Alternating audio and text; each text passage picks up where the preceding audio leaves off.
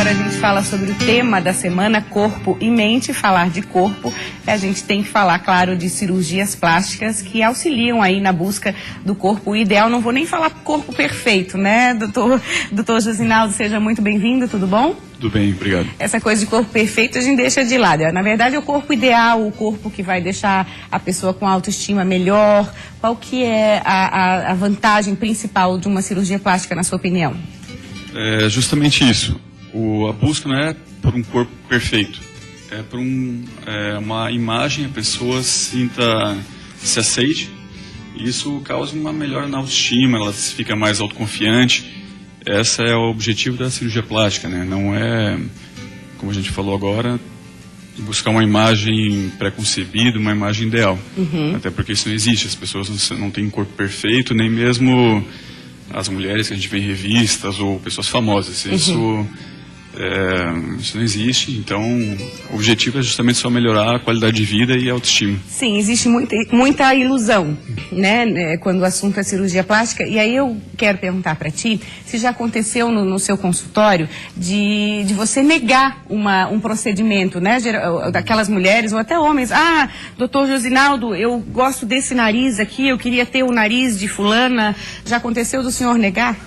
Já aconteceu sim, não é algo extremamente frequente, mas não é incomum. Justamente citando agora o nariz, é uma das cirurgias que chega a ser um pouquinho mais frequente isso de negar a cirurgia. Porque isso é avaliado, conversando com a paciente, deixar bem claro que não tem como buscar um padrão de imagem específico, ela não tem uma forma, colocar no rosto da paciente, ela querer exatamente aquilo. Então, conversando, se a queixa for pertinente, a paciente tem um nariz, por exemplo, o dorso mais altinho, ela quer reduzir. Isso é uma queixa razoável, ela existe e pode ser alcançada.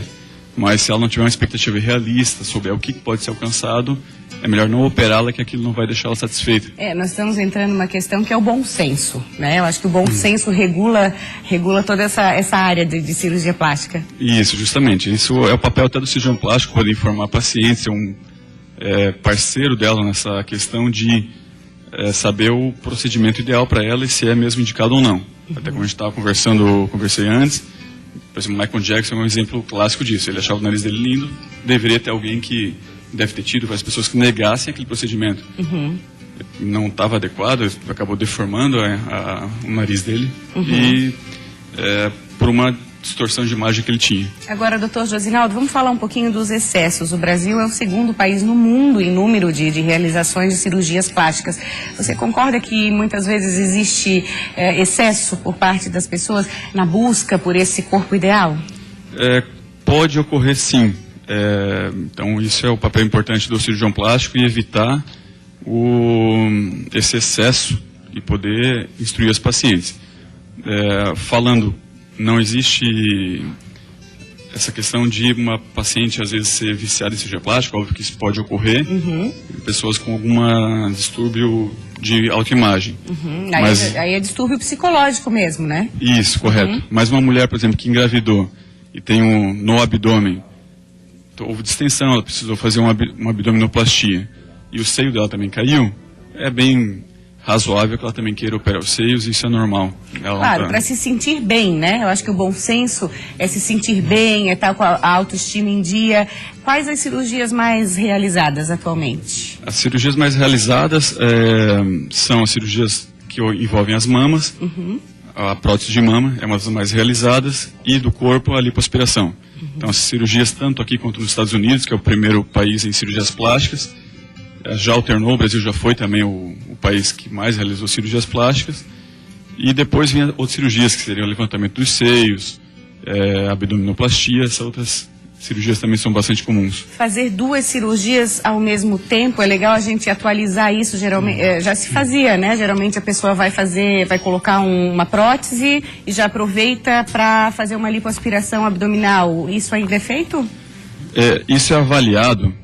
Antigamente se faziam cirurgias muito mais demoradas e hoje em dia a gente tem uma avaliação mais específica de quanto ao tempo cirúrgico e a quantidade de agressão, digamos assim, que a cirurgia dá no corpo da mulher. Como você citou, se for uma prótese de mama e uma lipo pequena, isso é pertinente, dá para ser feito.